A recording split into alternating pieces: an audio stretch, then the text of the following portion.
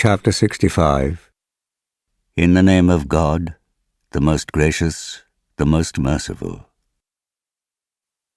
O Prophet, when any of you divorce your wives, divorce them during their period of purity, and calculate the period carefully. Be mindful of God your Lord. Do not drive them out of their homes, nor should they themselves leave, unless they become openly guilty of immoral conduct. These are the bounds set by God. He who transgresses God's bounds wrongs his own soul. You never know, after that, God may well bring about some new situation. And when their waiting term is ended, either keep them honorably or part with them in honor. Call to witness 2 reliable men from among you, and bear true witness for God. This is an admonishment for those who believe in God on the last day. To one who fears God, he will grant a way out of his difficulties, and God will provide for him from an unexpected source. God suffices for anyone who puts his trust in him. God will surely bring about what he decrees.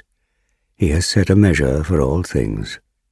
In the case of those of your wives who have passed the age of menstruation, if you have any doubt, know that their waiting period is 3 months, and that will apply likewise to those who have not yet menstruated. The waiting period of those who are pregnant will be until they deliver their burden, give birth. God makes things easy for those who are mindful of him. Such is the commandment which God has revealed to you. He who fears God shall be forgiven his sins and richly rewarded. Let the women who are undergoing a waiting period live in the same manner as you live yourselves, in accordance with your means. And do not harass them in order to make their lives difficult. If they are pregnant, maintain them until they give birth. If they suckle your infants, pay them for it.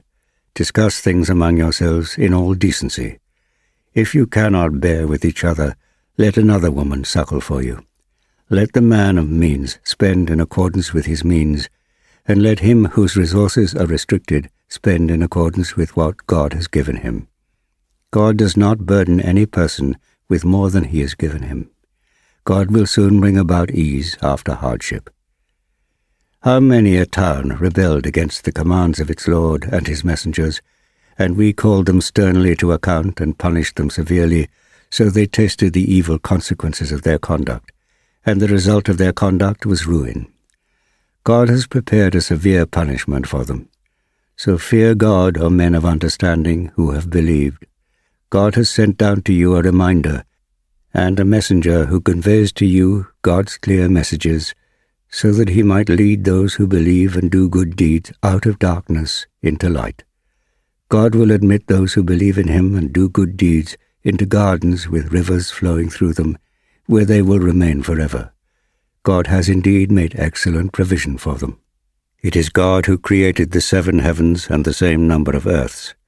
His commandment descends among them, so that you may know that God has power over all things, and that he encompasses all things with his knowledge.